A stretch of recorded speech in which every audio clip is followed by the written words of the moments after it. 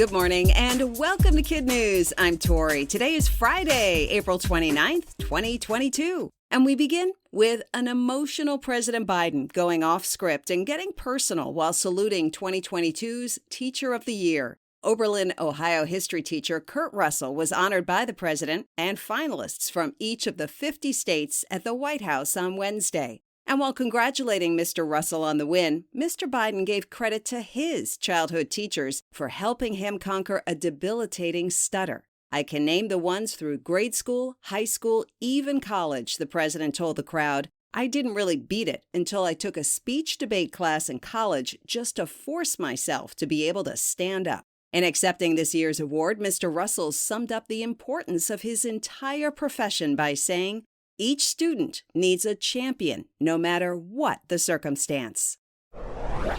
Taylor Swift fans will stop at almost nothing for a chance to see their favorite singer receive her honorary degree from New York University, deliver a commencement speech, and possibly sing her hit, 22. With that goal in mind, Swifties are reportedly bombarding the graduating class with offers to buy their 2022 graduation tickets, which are free and meant for family and friends. One NYU senior calls the desperate DMs and money offers invasive and says the social media solicitations have become pretty much a laughingstock among students. It's become such a hot topic around campus that the university updated its site to prohibit the soon-to-be graduates from selling their tickets. What happens if kids get caught breaking the rule? The school could potentially delay degrees and diplomas. The big event is set for May 18th at Yankee Stadium.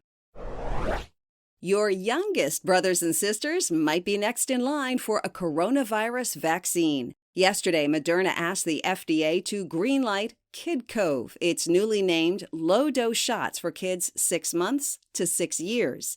The vaccine will be given twice, 28 days apart, and will be about a quarter as strong as the one given to adults. Studies show it reduces the chance of infection by about half. If approved, 18 million kids in the U.S. would be eligible.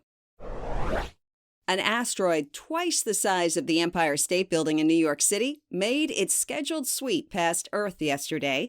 According to NASA's Jet Propulsion Lab, Space Rock AG-33 zipped by at 23,300 miles an hour and came within 2 million miles of us. Anything less than 4.65 million miles is technically considered potentially hazardous and gets added to NASA's Close Approaches database. It tracked thousands of so-called near-Earth objects around the clock. This particular asteroid passes our planet during its orbit of the Sun, roughly once every 7 years.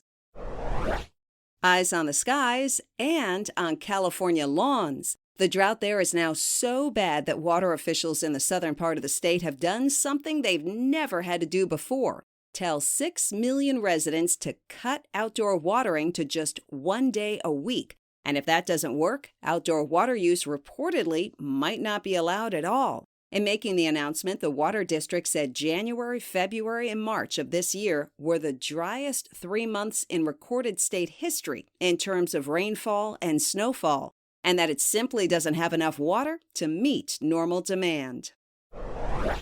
In other Kid News notes, Spider-Man actor Andrew Garfield is taking a break. He told Variety magazine that he's stepping away from Hollywood to recalibrate and reconsider what he wants to do next, who he wants to be, and just be a bit of a person for a while. That's it for Kid News. Now, today's Kid News quiz. Who is 2022's Teacher of the Year?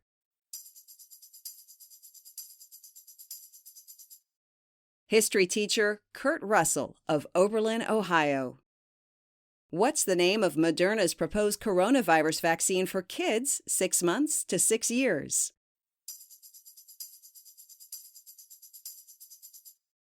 KidCOVE. How big is the asteroid that made a flyby yesterday?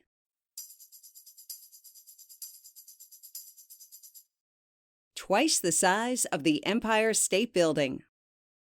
Because of the drought, some Southern Californians are being told to limit outdoor watering to how often?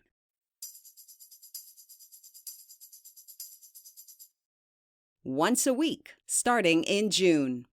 In today's Kid News Kicker, Two llamas with an eye for fashion are now TikTok famous. The owner of Prairie Patch Farm in Iowa dresses them up in pop culture-inspired costumes, anything from Disney princesses to iconic singers such as David Bowie, Prince, and the Spice Girls. It's all in an attempt to send smiles from farm to phone, and it seems to be working. Prairie Patch has over 1.6 million likes on TikTok and over 77,000 followers. The llamas are endlessly laid back and seemingly always ready to rent the runway. According to their human, the llama named Earl likes dress-up time the best, knowing exactly what to do when the costumes and cameras come out. The decked-out llamas also visit retirement homes and schools to strut their style and mug their muzzles in person.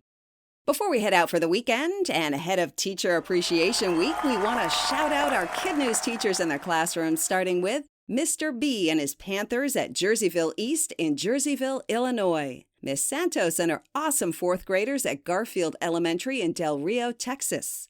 Mrs. Bacon at Broadwater Elementary in Billings, Montana. Mrs. Hughes at Hunley Park in Charleston, South Carolina. And Mrs. Burdell at St. Anthony, Milwaukee in Milwaukee, Wisconsin.